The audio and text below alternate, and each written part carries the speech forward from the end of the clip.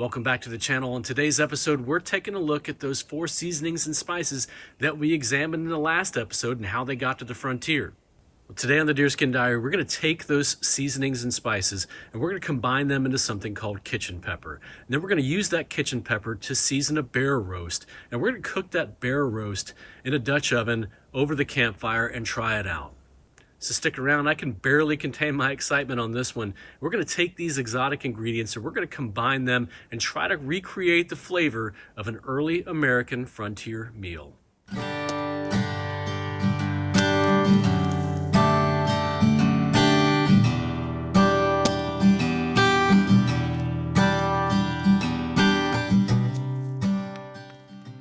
In our last episode, we explored these ingredients: nutmeg, allspice, salt, and pepper, and how they appear in multiple 18th century store inventories. Stores like the McCorkle store in Dublin, Virginia, the John Hook store outside of modern-day Richmond, Virginia, or the Shelby store near the Holston River. Kitchen pepper was a very common seasoning in the 18th century, and it often consisted of salt, pepper, nutmeg, perhaps some allspice, ginger, clove, maybe even some cinnamon. But it's kind of more of a concept than it is an actual recipe, having various ingredients that were based upon regions and more specifically, availability. A kitchen pepper appears in early American cookbooks, and while it is some conjecture on my part, I believe it's reasonable and possible that the spices that people are buying at the McCorkle and Hook stores are partially being blended into various kitchen pepper recipes. Now, an 18th century meat rub recipe, which is effectively what we're making here, is going to vary in flavor profile from what we consider common today. We consider today onion powder, garlic powder, cumin, paprika, other spices like that. They tend to give the meat somewhat of a southwestern flair. Back in the 18th century, they were using spices that we would commonly consider spices used for cookies, pies, and cakes. Now, I want to be very clear about this. This is not a period recipe that I'm recreating. This is a period recipe that I am sort of inventing, and it's a reasonable conjecture based upon the ingredients that we know were sold, where those ingredients traveled based on who bought them, and some of the other types of meat that those individuals were eating. In this case, namely bear meat, which was one of the most common meats on the frontier. In 1709, John Lawson said that, quote, "It stands between beef and pork, and the young cubs are a dish for the greatest epicure living. I prefer this flesh before any beef, veal, pork, or mutton. And they look as well as they eat, their fat being as white as snow, and the sweetest of any creatures in the world. If a man drink a quart thereof melted, it never will rise in the stomach. We prefer it above all things to fry fish and other things in." William Byrd recounted that, quote, "Our men killed a bear of 2 years old, which was very fat. The flesh of it hath a good relish, very savory, and inclining nearest to that of pork. The fat of this creature is the least apt to rise in the stomach of any other. The men, for the most part, choose it rather than venison. The greatest inconvenience was that they eat more bread with it." In 1749, Moravian traveler Leonard Schnell was traveling through western Virginia, and he put it more bluntly when he said that, quote, "They gave us some of their bear meat, which can be found in every house in this district." Now, like any cooking endeavor in the 18th century, the first thing I've got to do is get a fire going.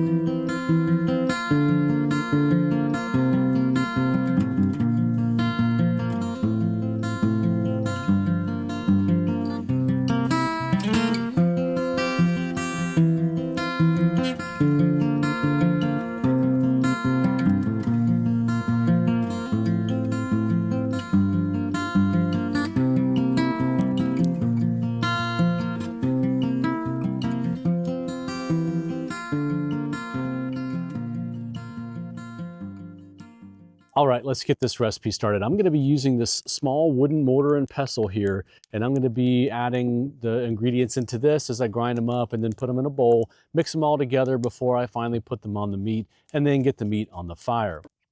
For this recipe, I'm going to be using roughly 2 tablespoons of black peppercorns, 1 tablespoon of allspice berries, approximately 1 teaspoon, maybe a little bit more of grated nutmeg, depending on what it looks like when I see it, and enough salt to blend it all together and bind it up. That's going to be probably about a tablespoon to a tablespoon and a half.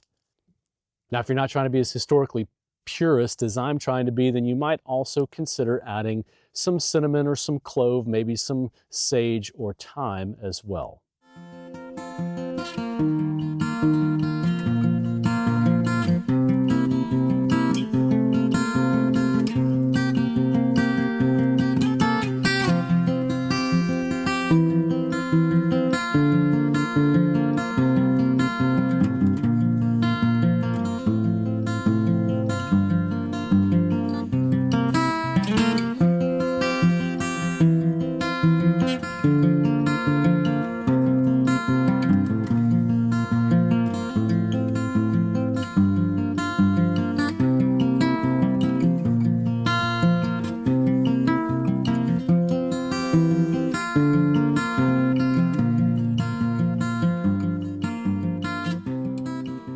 Now, the utensils I'm going to be using to make this bear roast, really pretty simple. It's a 1-pot meal, and that pot is this Dutch oven, sometimes called a bake kettle. This one's actually from the 19th century, from the 1800s. It still has the correct ears on the side from the 18th century variations, but it does not have the feet or legs like most of the bake kettles or Dutch ovens from the 1700s have. But those are getting exceedingly difficult to find. And even if you found one, I'm not sure I'd want to use something that old in the fire just because it's a museum piece by itself. Now, anyways, so in order to get this up off the ground, I'll be using this trivet. This is nothing more than a piece of metal. This one happens to be heart-shaped, which was an 18th century design. This is going to sit on the ground near the fire and allow me to put coals underneath the Dutch oven. And then I've got this lid here, and this lid has a lip around the edge, and that will allow me to put the coals on top of the Dutch oven as well to allow even heat from both bottom and top, and that will help to roast our roast.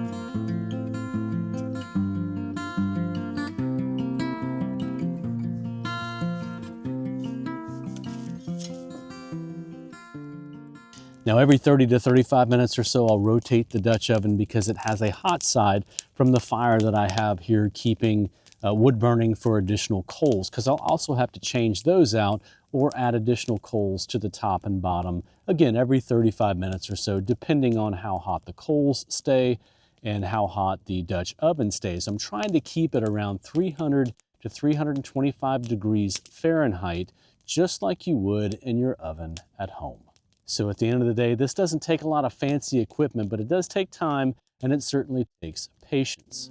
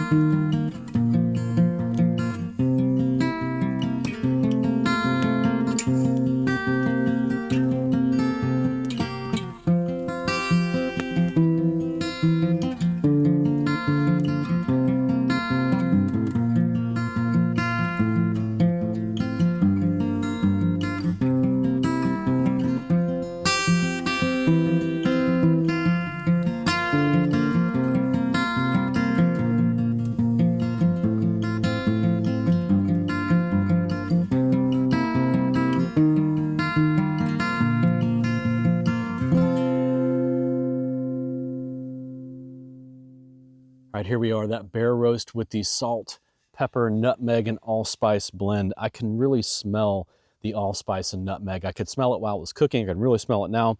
Bear seems pretty tender, and let's give it a taste. It is tender. The first thing that hits me is the salt, which is just the right amount, but I'm getting a warmth from the pepper and the allspice. Not a heat, not like a spicy heat, but I'm definitely getting an aromatic spice from that, and a little bit of the nutmeg there towards the end. It's nice and tender, so I do think it reached its 165 degrees there, which is the safe temperature. Well, I'm going to chow down on this because it is my only supper tonight, and I could not be happier with this meal. If you've never had bear meat before, it tends to be kind of fatty. It's like a mixture almost to me between pork and beef, and that fat really adds a lot of flavor and a lot of moisture, so it's not quite like a normal, sort of beef sirloin tip roast or something like that that can dry out pretty badly. The fat in the bear meat tends to permeate the rest of the meat and provide a little bit of moisture. I think it's safe to say that a lot of people think about frontier food as being bland, nothing more than cornmeal and jerky. But even out here in half faces and shelters along the edges of settlement, people did seem to seek comfort. And they would use things like spices to remind them of hints of home. These spices traded from across the ocean to make the wilderness taste familiar.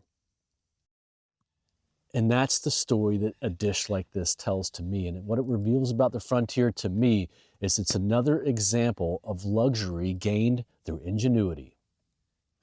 And that's it for this little experiment. There's nothing more than a bear roast and some spices that we documented as being sold along the frontier in 1774. And though this isn't a documented recipe, it's still a plausible one, drawn from what they had on hand.